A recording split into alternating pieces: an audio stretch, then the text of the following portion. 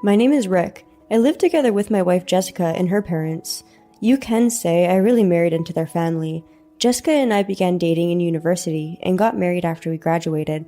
After we got married, I wanted to live just as the two of us, but Jessica really wanted to live with her parents, so I had no choice. At first, I was nervous, but my in-laws were very kind. They listened to what I had to say and never caused any dramas with me. It was as if I was living with my own parents. I was able to live comfortably with them. If there was one thing that bothered me, it was the way my in-laws treated Jessica. Maybe it was an old-fashioned husband and wife thing. Jessica and her mother would let her father take control of things, and he would sometimes act like he was the most important person at home. There are these sorts of families too, was what crossed my mind, but I didn't give it too much thought. But shortly later, I found out that what I was witnessing wasn't just an old-fashioned husband and wife thing. One day, Jessica told me she had something important to speak to me about. What happened? To be honest, I'm pregnant. Really? I'm going to be a dad? I was super happy. I had been thinking to myself that since we've been married for 5 years already, I didn't want us to have a child, but there was something obviously weighing on Jessica's mind. What's wrong? Aren't you happy? Not that I'm not happy, but never mind. It's nothing. Maybe she's just nervous about the pregnancy. I didn't think she was so weak-hearted, but oh well, I'll finally be a father. I thought to myself that, from now on, I should become a stronger man. When I told my in-laws the news, my father-in-law was very happy, but my mother-in-law made the same conflicted face Jessica had earlier. Maybe she doesn't fully trust me yet? My pride felt a bit hurt. A few days later, Jessica and my mother-in-law's uneasy expressions still hadn't disappeared. On the surface, everything seemed to be the same as always, but based on how they were acting, it was clear that they were hiding something. Could it be an affair? The thought crossed my mind for a second. Recently, I've been seeing a lot of stories online about wives having affairs. They say that in the US, 1 in 20 women are secretly raising kids they've had with lovers. Could it be that Jessica is secretly pregnant with another man's child? I looked into DNA tests and how to get a divorce based on a DNA test, but I still wasn't sure whether Jessica had actually cheated. If I forced Jessica to do a DNA test when I still wasn't sure, I'm sure that would cause big problems in our relationship. What should I do? I wondered to myself. Around that time, something happened that made the truth clear. It was the day before my wife went to the hospital. When I got back home from work, I heard my father-in-law screaming. Ah! I was just taking off my shoes when he screamed. Surprised, I ran towards his voice. There, I saw something unbelievable. My father-in-law was collapsed on the floor, and Jessica was standing in front of him, holding a knife covered in blood. What are you doing? I quickly took the knife out of Jessica's hands and helped my father-in-law sit up. Rick, are you okay? I'll call an ambulance. No, I'm not that hurt. My arm is just a bit cut. Right, Jessica? Jessica walked away without saying a single word. Did something happen? Jessica and I got in a bit of an argument. Nothing out of the ordinary. Does she always cut you when you argue? Well, she always had her bad temper. No way. I couldn't believe it. Jessica was always such a quiet person. How could she cut her own father with a knife? That night, I tried to talk to Jessica about it. Hey, Jessica, aren't you acting a bit strangely recently? What? Jessica wouldn't look me in the eye. Well, you seem a bit uneasy these days, and you cut your father. Hey, has something happened? I told you, it's nothing. If nothing happened, you wouldn't hurt your father, would you? Jessica didn't say anything. The next day, Jessica was hospitalized. I didn't want to burden her with anything silly while she was in the hospital, but I really wanted to know the truth, so I spoke to my father-in-law. Don't you think Jessica has been acting a bit weird recently? She seems uneasy, right? She's been like that since she was young, though I thought she got a bit better after she met you. Really? By the way, when Jessica cut you, what were you arguing about? Well, how should I put it? The pregnancy seems to be affecting her mentally. I spoke to her about that. Really? I felt uncomfortable about how little my father-in-law was sharing with me, but I felt that prying would get me nowhere. Since Jessica was away from her father while she was in the hospital, she seemed to feel a bit better. She began smiling more.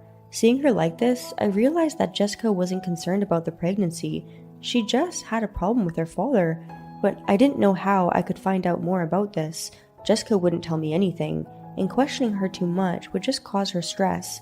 My father-in-law would avoid the subject and didn't make anything clear. My mother-in-law kept her composure when I asked her and would avoid saying anything like my father-in-law did. Is it alright for me to have a child in this situation? I was probably going to continue living with my in-laws, so I couldn't let things stay as they were, but what could I do? Unable to do anything, a few months later, Jessica gave birth to our daughter. We named her Olivia. A few days after Olivia was born, my father-in-law went to a seniors club meeting, and my mother-in-law told me she had something she wanted to talk to me about. She said it was about Jessica. Rick, it's about Jessica. Did something happen to her? To be honest, Jessica's father sexually abuses her. What? I was so shocked I couldn't process what my mother-in-law was telling me. Since when did this start? It's been about 10 years now. 10 years? Why is he doing that? To be honest, Jessica's real dad passed away in a car accident when Jessica was 3 years old. I married my current husband when Jessica was in middle school. I never knew. At first, he was a good father, but he became more and more violent. At first, it was just to me, and then he began attacking Jessica as well. So that's been going on until now? Yes. No way. Shouldn't you have divorced him to protect your daughter? Well, he's a bit violent, but deep down he's a good person. A good person wouldn't hurt his stepdaughter. Anyway, why are you telling me this now? Well, this is just a possibility, but Olivia probably isn't your child. She's probably the child of Jessica's father. So if we continue to live together like this, I thought I should let you know. I finally realized this family is insane. If I continue living here, Jessica, Olivia, and I will all go crazy. I quickly went to the hospital and spoke to Jessica about what I had heard from her mother. Jessica broke down into tears. She didn't want me to find out, so she had hid the truth this whole time. We decided to move into a house of her own after Jessica gets discharged from the hospital. The day that Jessica was discharged, we moved into an apartment I had rented for us. I moved all our things from our in-laws' house. This way, we won't have to deal with my crazy in-laws, and we can begin a new life on our own. Suddenly the phone rang. Hello? Rick, where are you? I won't tell you. You already know why Jessica and I moved out, don't you? What are you implying? You still plan on playing dumb, huh? In that case, I have nothing more to say to you. Bye. Hey, stop playing around. Give me Olivia. I hung up the phone as my father-in-law was speaking. He called us countless times, but we ignored the phone every time and eventually blocked his number. We lived a peaceful life for a while, but it seems that my father-in-law followed me home from work one day and found out where we lived. So one day, when I was coming home from work, I saw him trying to drag Jessica and Olivia out the door. Stop! Let go! Don't disobey me! Give me Olivia! What are you doing? Who is it? Why are you here? My father-in-law's face, that I used to think looked so kind, was now angry and horrifying. What are you doing? Leave! I will call the police if you don't. Why are you acting like that? You can't talk to your father-in-law with that attitude. I don't consider you my father-in-law anymore. Doing something like that to your own daughter? You're a vile man. Oh, how dare you say that? No matter what you do, I'm taking Olivia with me. She's my daughter. You probably don't want to raise someone else's daughter, do you? Don't worry. We did a DNA test. Olivia is definitely my daughter. What? What does a DNA test prove? Give me Olivia and Jessica. You aren't related to Jessica by blood, nor are you related to Olivia. Stop hurting people. Damn it! My father-in-law tried to attack me, but I have a black belt in judo, and he was just a horny man in his 60s. I would never hurt an elderly person, but I stopped his punches and pushed him against a wall. I told Jessica to call the police. My father-in-law struggled as the police took him away.